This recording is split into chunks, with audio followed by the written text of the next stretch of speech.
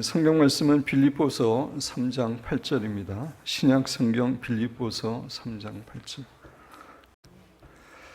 8절. 우리 기쁨 교회의 부흥의 원우물은 진젠도르프 백작가 모라비안 교도들입니다. 우리는 이들에 대해서 깊이 연구하고 이들을 본받아야 됩니다. 우리는 단지 저들에 대해 지식만을 가져서는 안 되고 그들의 마음속 깊은 곳에 있었던 것, 즉 주님을 사랑하는 뜨거운 열정과 헌신을 본받아야 합니다. 우리가 저들의 마음을 본받게 될 때 하나님께서는 여러분과 저도 하나님의 나라를 위해서 귀하게 사용하여 줄 줄 믿습니다.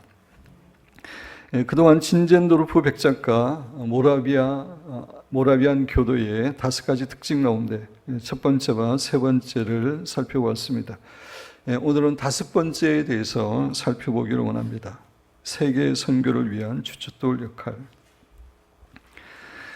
진젠도르프와 모라비안 교도는 세계 선교를 위해서 주춧돌 역할을 했습니다. 우리가 그것에 대해서 살펴보기 전에 먼저 선교에 대해서, 선교라는 것에 대해서 좀 함께 생각해 보기를 원합니다.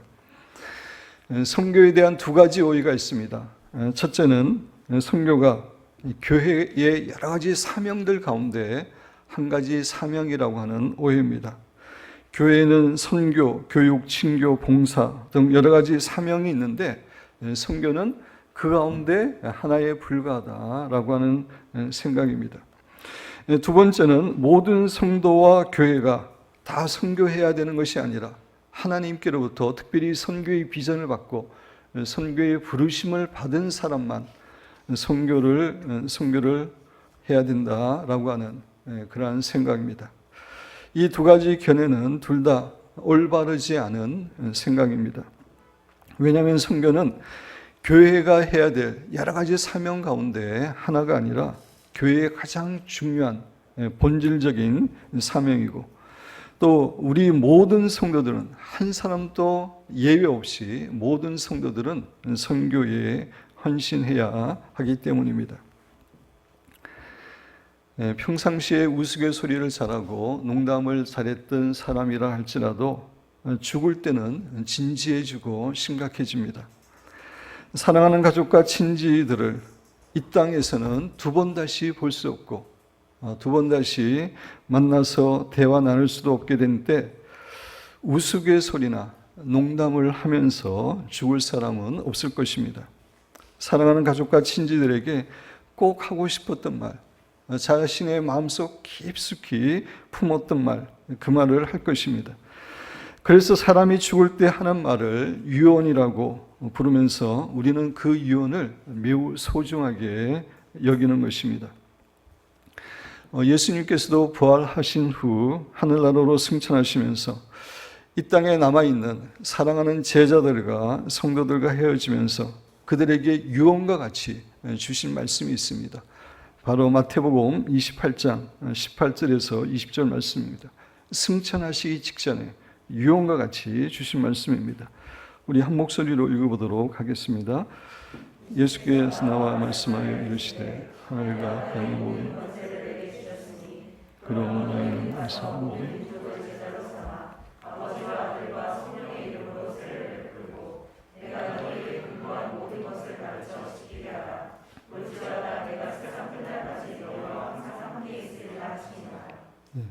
이 말씀은 이 세상에서는 다시 볼 수 없게 된 사랑하는 제자들과 교회에게 예수님께서 유언처럼 주신 명령이자 분부입니다. 그래서 교회는 이 말씀을 주님의 지상명령이라고 부릅니다. 지상이라는 말은 이 땅이라는 그런 의미가 아니라 한자에서 보는 것처럼 지극히 높으신 명령, 영어로는 The Great Commission입니다. 참고로 The Great Commandment도 있습니다. 주님의 지상 계명이라고 그러는데 마태복음 22장 37절 38절 우리의 마음을 다하고 목숨을 다하고 뜻을 다하여 주님을 사랑하는 것, 이것은 The Great Commandment입니다. 반면에 주님께서 주신 지상 명령, 사명은 마태복음 28장 18절에서 20절입니다. 주님의 지상명령의 내용은 세상 끝까지 가서 주님의 복음을 증거하라는 사명입니다. 따라 선교는 예수님께서 우리 성도와 교회에게 주신 가장 중요한 명령인 것입니다. 이런 의미에서 선교는 우리가 해도 되고 하지 않아도 되는 그런 것이 아니라 우리가 가장 우선적으로 목숨을 걸고 해야 될 일입니다. 한 가지 비유를 들어서 설명을 하려고 합니다. 어떤 부잣집 주인이 여행을 떠나면서 하인들 대표에게 명령을 내립니다. 자기가 여행하는 동안에 다른 일은 하지 않아도 좋으니까 자기의 자녀들을 잘 돌보라고 신시당부를 했습니다. 주인이 여행을 떠나간 후 이 하인 대표가 열심히 일을 합니다. 집안도 열심히 청소하고 앞마당도 열심히 쓸고 밭도 열심히 메웠습니다. 그것도 아침부터 밤늦게까지 땀 흘려가며 일했습니다. 그런데 그 하인 대표가 주인이 부탁했던 가장 중요한 일, 즉 주인의 자녀를 돌보는 일을 하지 않았다고 한다면 후에 집주인이 돌아왔을 때 그는 결코 칭찬을 받지 못할 것입니다. 도리어 심한 꾸중과 책망을 들을 것입니다. 주인이 부탁한 가장 중요한 일을 행하지 않았기 때문입니다. 예수님께서 승천하시면서 교회와 우리 성도들에게 마지막 유언처럼 신신당부한 말씀은 다른 것이 아니라 땅끝까지 이르러 모든 민족에게 복음을 증거하라고 하는 선교 사명입니다. 따라서 교회와 성도가 다른 일들을 아무리 열심히 했다 할지라도 선교 사역에 충성하지 못했다면 그 성도는, 교회는 주님을 만나는 그날 결코 칭찬받지 못할 것입니다. 우리 성도와 교회는 무엇보다도 선교에 헌신을 해야 됩니다. 그리고 선교는 주님의 지상 명령일 뿐만 아니라 하나님께서 가장 기뻐하시는 일이기 때문에 우리는 선교에 최선을 다해야 됩니다. 하나님을 알지 못하기에 인생의 진정한 의미와 목적도 알지 못한 채 무의미하게 인생을 허비하다가 영원한 지옥으로 달려가던 영혼들이 하나님께 돌아와서 하나님의 놀라운 사랑과 축복 가운데 살아가는 것을 하나님은 너무나 기뻐하십니다. 탕자의 비유에 나오는 아버지의 마음이 바로 하나님의 마음입니다. 탕자의 아버지는 탕자가 돌아오는 것을 멀리서 보고 너무나 기뻐서 힘껏 뛰어나가서 탕자를 가슴에 안아 주었습니다. 그리고 탕자에게 새로운 옷을 입히고 좋은 신발을 신기고 손에 좋은 반지를 끼워줬습니다. 그것도 모자라서 살진 송아지를 잡아 잔치를 베풀어 주었습니다. 이 탕자의 아버지의 마음이 바로 우리가 믿고 있는 하나님 아버지의 마음입니다. 하나님께서는 오늘도 전 세계에 잃어버린 영혼들이 하나님께 돌아와서 하나님께서 주시는 의의 옷을 입고 하나님께서 베풀어 주시는 기쁨의 잔치에서 축복을 누리시기를 원하십니다. 그것을 위해서 두 팔을 벌리고 기다리고 계십니다. 따라서 선교를 통해 잃어버린 영혼이 하나님께 돌아올 때 그것은 하나님께 최상의 기쁨이 되는 것입니다. 선교가 주님의 지상명령이고 하나님의 최상의 기쁨이 됨에도 불구하고 전 세계를 살펴볼 때 아직도 수많은 사람들이 3분의 2 이상의 사람들이 하나님을 알지 못한 채 지옥을 향해 달려가고 있습니다. 따라서 하나님 아버지의 마음에 정말 말할 수 없는 슬픔과 아픔과 눈물이 있을 수밖에 없습니다.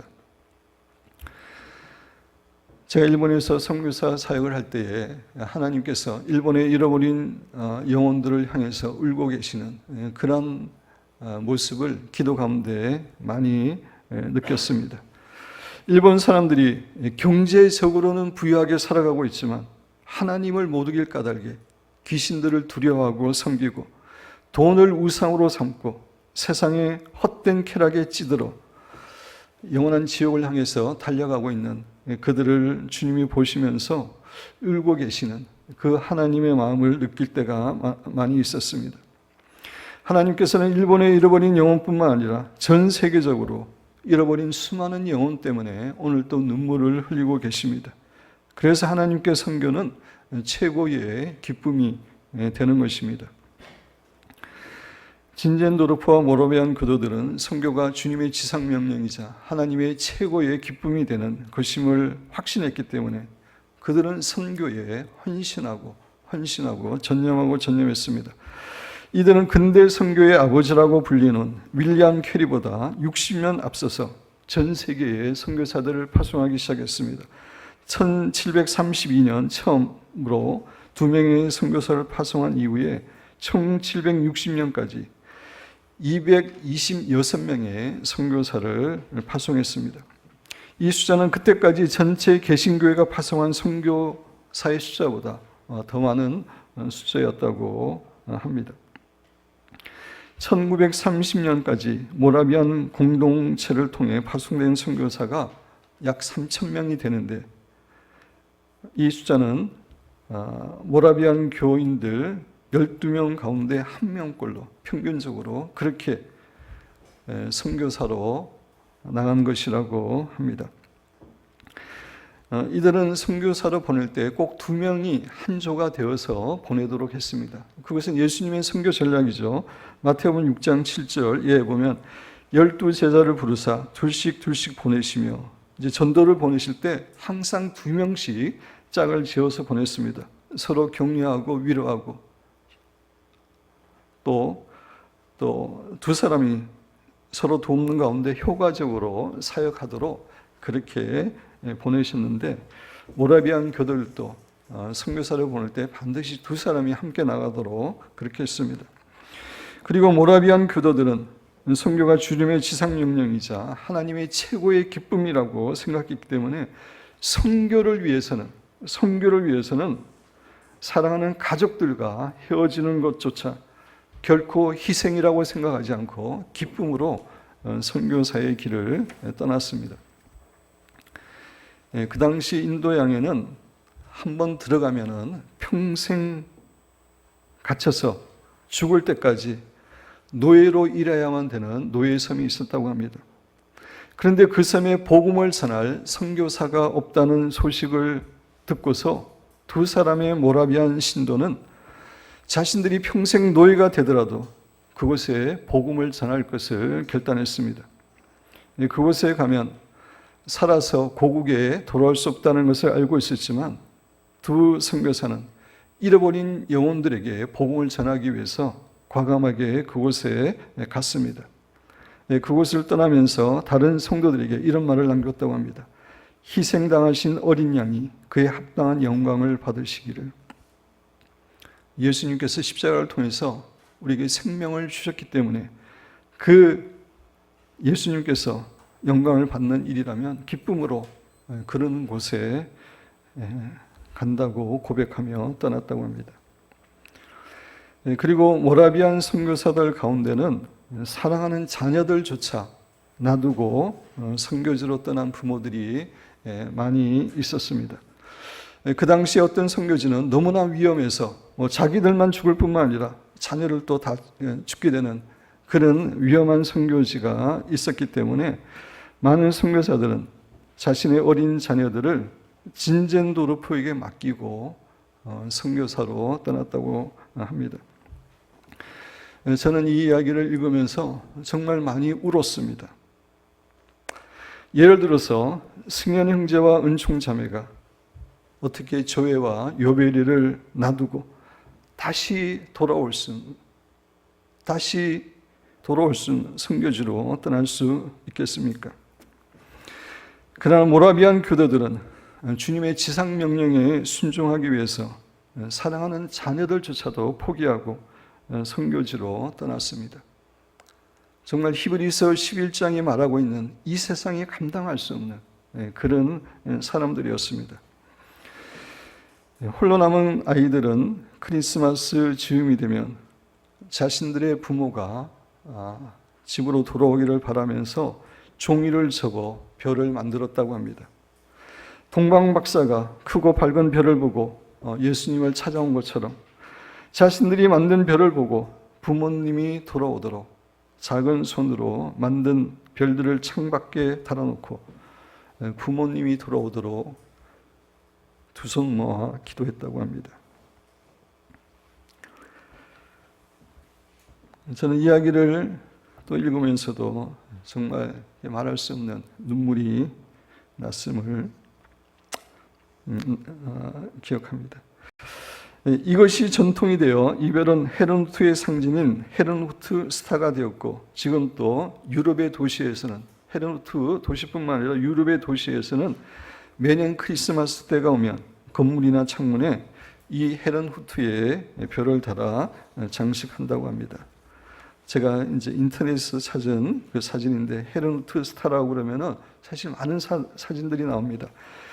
이제 독일의 드레스덴 슈투리첼 마켓에 있는 2.5m 크기의 헤르누트 별입니다.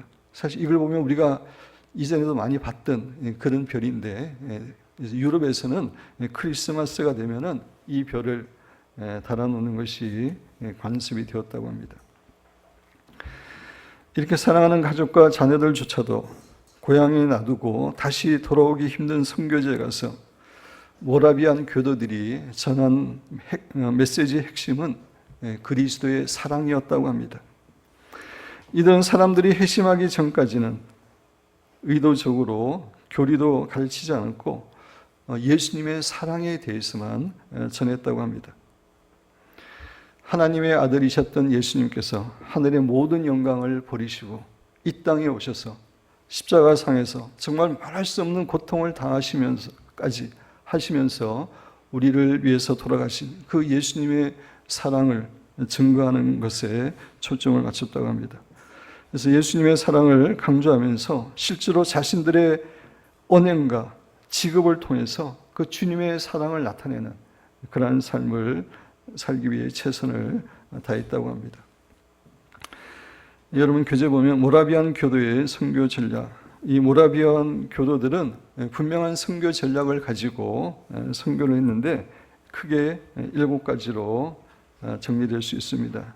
여기서부터 내용은 제 설교 원고를 있는 그대로 다 실었습니다. 왜냐하면 모라비안 교도는 우리가 계속해서 배워야 되고 우리가 본받아야 될 그러한 사람이기 때문에 참고를 하라고 이렇게 내용을 다 실었습니다. 첫 번째 선교 전략은 토착교회 설립입니다. 원주민 목사가 이끄는 토착교회, 즉 그들의 교회를 세우는 것입니다. 진젠도르프는 선교지의 교회들이 유럽 교회들의 복사판이 되는 것을 우려했고, 선교사들은 원주민 지도자를 최대한 빨리 그들의 교회를 떠맡도록 하기 위해 그들을 철저히 교육시킬 것을 강조하였습니다. 이것은 이제 오늘날의 선교 전략에서도 가장 중요한 선교 전략 가운데 하나입니다. 선교사가 현지에 나가서 현지의 사람을 믿음으로 잘 양육해서, 말씀으로 잘 양육해서 그들로 하여금 지도자가 되게끔 하는 것, 이것이 선교에서 중요한 전략인데 모라비안 교도들은 오래전부터 그런 전략으로 선교를 했습니다. 두 번째, 예수 그리스도 중심 선포. 모라비안 교회의 중요한 선교 전략 중에 하나는 신앙을 먼저 제시하는 것이 아니라 처음부터 예수 그리스도를 직접적으로 선포하는 것이었습니다. 토착민들에게 가장 우선적으로 필요한 것은 예수 그리스도이기 때문에 선교사들은 예수 그리스도에 초점을 맞추고 선교를 했습니다.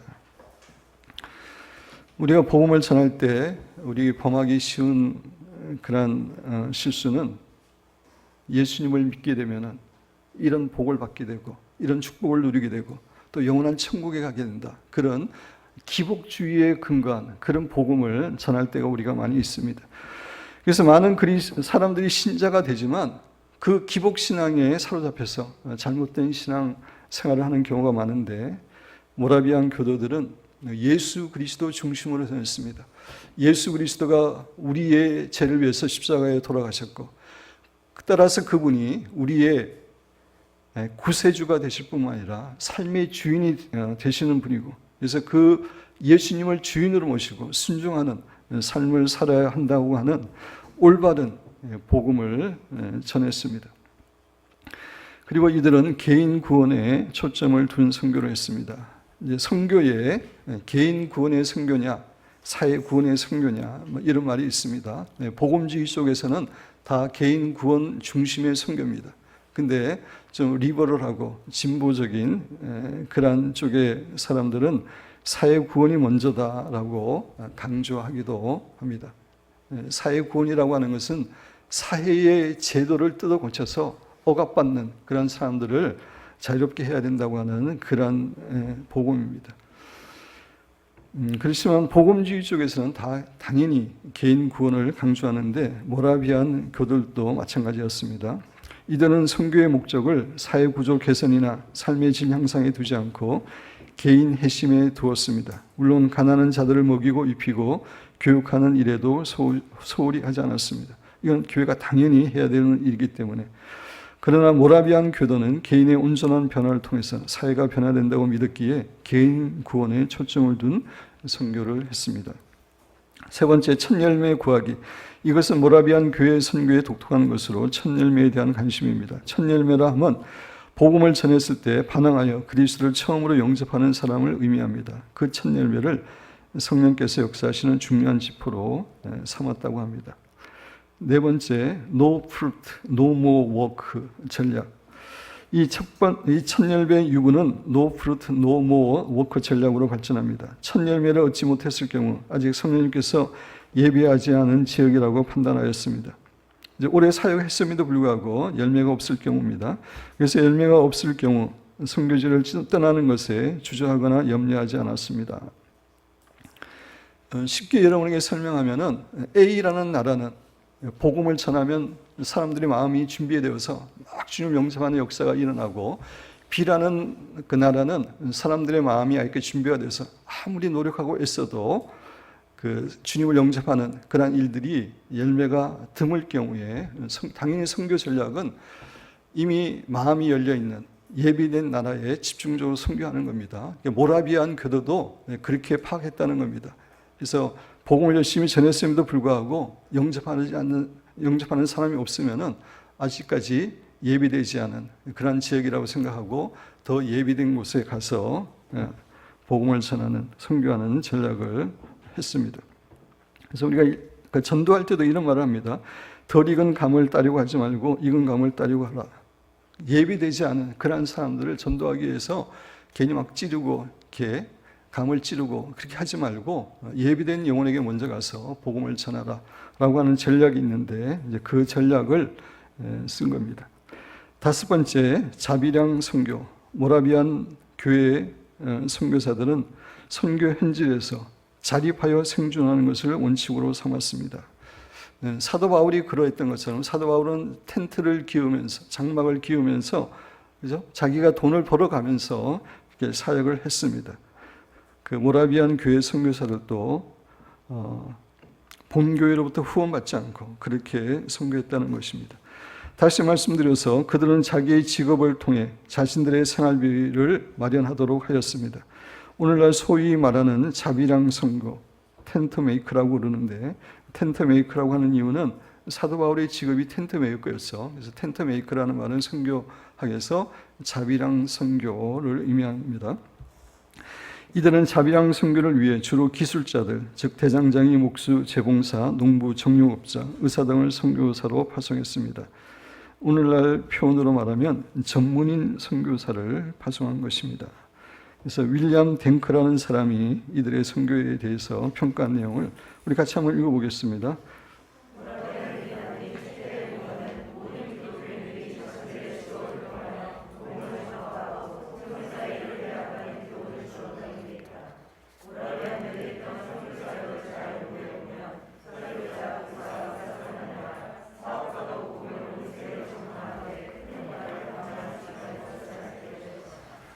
여섯 번째, 선교지의 민감한 이슈에 대한 불간섭의 원칙. 선교지에게 민감한 사회적, 정치적 이슈에 불간섭하는 것입니다. 그 나라의 법, 관습을 존중하고 관리들과 좋은 관계를 유지해야 했으며 낮은 존재감으로, 그렇게 막 이렇게 두드러지지 않게 낮은 존재감으로 대립을 피해야 했습니다. 하지만 이런 불간섭 원칙은 모라비안 교도의 선교가 비판받는 원인이 되기도 합니다.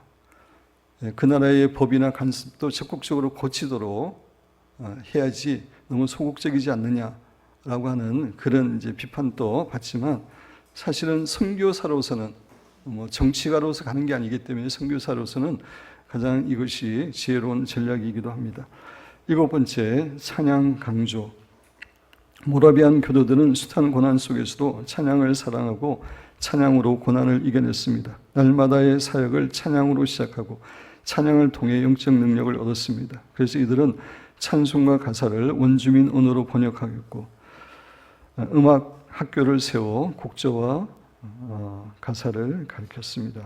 그래서 모라비안 교도들, 교회가 선교와 개신교에 끼친 영향이 여러 가지 있지만 크게 4가지 이야기할 수 있는데, 나머지는 이렇게 읽어보시고, 2번째, 모라비안 교회는 성령님께서 무언가를 명령하셨을 때 그리스도인으로서 어떻게 반응해야만 하는지에 대한 답을 제시했다는 점입니다. 그들은 성령님이 자신을 선교지로 보내기를 원하는 사실을 깨닫게 되면 어떤 조건이나 재정 능력과 상관없이 단지 순종하는 자세로 무작정 선교지로 떠났습니다. 신을 신발 한 컬레만 있으면 떠납니다. 그런 자세로 성령님의 뜻만 확신하면은 하나님이 가장 기뻐하는 선교에 대해서는 무조건 순종하고 떠나는 삶을 살았다는 것입니다. 지금까지 살펴본 것처럼 모라비안 교도들은 선교에 헌신했습니다. 그것은 선교가 주님의 지상 명령이자 하나님의 최고의 기쁨이었기 때문입니다. 사랑하는 성도 여러분, 우리 기쁨교회도 더욱더 선교에 헌신해야 됩니다. 선교사에는 2종류의 선교사가 있습니다. 가는 선교사가 있고 보내는 선교사가 있습니다. 선교지에 직접 가서 사역하는 가는 선교사가 있고, 가는 선교사가 사역할 수 있도록 보내는 선교사, 2종류의 사역이 있습니다. 2종류의 선교사가 있습니다. 둘 다 하나님 앞에서는 중요한 역할입니다. 예를 들어 설명하면은, 어떤 어린 아이가 깊은 우물에 빠졌을 때에 그 아이를 구하기 위해서 밧줄을 잡고 들어가는 사람이 있어야 되고, 또 그 사람이 들어가도록 밧줄을 바깥에서 잡아주는 그런 사람이 있어야 됩니다. 2 사람 다 중요한 역할입니다. 마찬가지로 가는 선교사의 역할도 중요하고 또 보내는 선교사의 역할도 둘 다 중요합니다. 저는 우리 교회의 젊은이들 가운데서 정말 딴것이라도 주의 복음을 증거하기 위해 가기를 원하는, 헌신하는 그런 젊은이들이 많이 나오기를 원합니다. 물론 선교사의 일은 너무나 힘들고 어려운 일입니다. 그러나 주님의 최고의 기쁨이기 때문에 우리의 젊은이들이 가야 되고, 우리는 사랑하는 자녀들, 젊은이들을 기꺼이 내어놓을 수 있어야 됩니다. 그리고 우리가 가는 선교사가 되지 못할 때는 이 땅에서 보내는 선교사로 살아야 됩니다. 우리는 선교사님들과 그분들의 사역을 위해서 정말 열정적으로 중보 기도해야 됩니다. 우리가 가야 되는데 그분들이 우리를 대신해서 갔기 때문에 우리는 그들을 위해서 열정적으로 중보해야 됩니다. 그리고 우리는 귀한 물질을 더욱더 선교사에게 더욱더 드려야 됩니다. 현재 우리 교회는 재정의 30%를 선교비와 섬김비로 사용하고 있습니다. 그러나 이제 성전 건축이 완성이 되면은 더 많은 재정을 선교에 사용하려고 합니다. 제 마음은 이스라엘과 일본에 좀 성전을 꼭 이렇게 건축해주고 싶은 그런 마음이 있습니다. 그리고 우리는 우리가 있는 장소, 학교나 직장에서 선교사로 살아야 됩니다. 우리가 학교 생활이나 직장 생활하는 목적은 뭘 먹고 살기 위해서 하는 것이 아닙니다. 우리는 오직 예수님의 사랑과 복음을 전하기 위해서 학교 생활도 하는 거고 직장 생활도 하는 것입니다. 따라서 우리는 어느 곳에 있든지 선교사로 살아야 됩니다. 다시 말씀드려서 우리가 있는 그곳에서 복음을 전하고 믿는 사람들을 모아서 함께 예배드리고 찬양하고 말씀으로 양육하는 그런 선교사의 삶을 살아야 됩니다. 이것이 소위 말하는 일터교회입니다. 최근에 일터교회라는 말이 많이 나오는데 직장에서 선교사 역할을 감당하고 교회의 리더의 역할을 감당하는 것, 그것이 일터교회입니다. 이것은 너무나 중요한 주제이기 때문에 제가 나중에 후에 좀 자세히 이 부분에 대해서는 말씀을 드리려고 합니다. 사랑하는 성도 여러분, 우리가 하나님 앞에 섰을 때 가장 큰 칭찬과 상급을 받는 사역은 선교 사역입니다.